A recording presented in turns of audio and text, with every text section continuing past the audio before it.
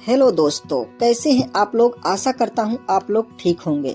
दोस्तों, आज हम एक ऐसे देश के बारे में जानने वाले हैं जहां पर आप संडे के दिन कोई काम नहीं कर सकते हैं। जी हां दोस्तों, आपको आराम ही करना होगा क्योंकि यहाँ पर संडे के दिन काम करना अपराध माना जाता है। और तो और यह दुनिया का दूसरा सबसे मोटा देश माना जाता है। यहाँ की 90% आबादी ओवरवेट है और इसी देश में पिछले साल समुद्र में भयानक ज्वालामुखी विस्फोट हुआ था।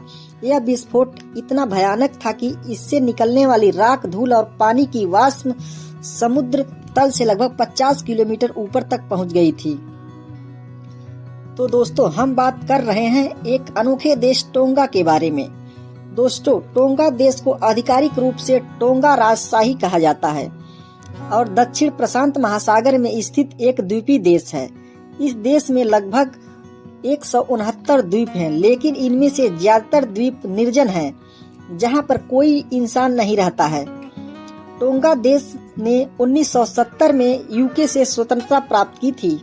इस देश का क्षेत्रफल लगभग 748 वर्ग किलोमीटर तक फैला हुआ है और यहाँ की कुल जनसंख्या लगभग 1.07 लाख तक है, जो विश्व बैंक के 2016 की जनगणना के अनुसार है। और यहाँ के लोगों की आधिकारिक भाषा टोंगन है, लेकिन अंग्रेजी भी यहाँ बहुत अधिक मात्रा में बोली जाती है। इस देश की मुद्रा का नाम पांगा है। इस देश के लोग ज्यादातर ईसाई धर्म को मानते हैं। दोस्तों, टोंगा देश के लोग बहुत ही फ्रेंडली माने जाते हैं और यहाँ पर पत्थर की कमी के कारण यहाँ के अधिकांश घर आपको लकड़ी के बने हुए मिलेंगे। इस देश की अधिकांश आबादी यहाँ के सबसे बड़े द्वीप टोंगा टापू में रहती है और इस देश की राजधानी नुकु अलोफा है। टोंगा में आपको नारियल के पेड़ बहुत अधिक मात्रा में देखने को मिलेंगे। यहाँ पर लोगों के सिरों पर नारियल गिरने से हर साल बहुत से नागरिकों की मृत्यु हो जाती है। यहाँ पर आपको नारियल के पेड़ पर जगह जगह चेतावनी के संकेत देखने को मिल जाएंगे। टोंगा देश में कोई रेलवे नहीं है और यहाँ पर केवल एक ही अंतर्राष्ट्रीय हवाई अड्डा है।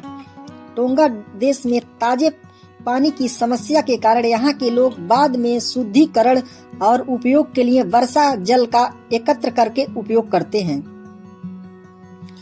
दोस्तों, टोंगा देश में आप रविवार के दिन चाहकर भी काम नहीं कर सकते हैं क्योंकि रविवार के दिन काम करना यहाँ कानून के खिलाफ माना जाता है। टोंगा के ज्यादातर लोग कृषि पर ही निर्भर रहते हैं। हालांकि यहाँ पर कृषि योग्य भूमि केवल कुल भूमि की 24% ही है। यहाँ मुख्य रूप से नारियल, केला और पपीता की खेती की जाती है। इस देश में टूरिस्ट भी बड़ी संख्या में आते हैं। यहाँ की जीडीपी में लगभग 14% योगदान टूरिज्म सेक्टर से होता है। टोंगा बहुत ही पुराना देश माना जाता है। 3000 साल पहले से ही लोग यहाँ पर रहना चालू कर दिए थे और इस देश में ज्यादातर लोग टोंगन नस्ल के हैं, जिन्हें पॉलिनेशियन भी कहा जाता है। दोस्तों, टोंगा की संस्कृति अपने दोस्ताना आतिथ्य और अपने नृत्य, संगीत, कला और भोजन के लिए पूरी दुनिया में जानी जाती है।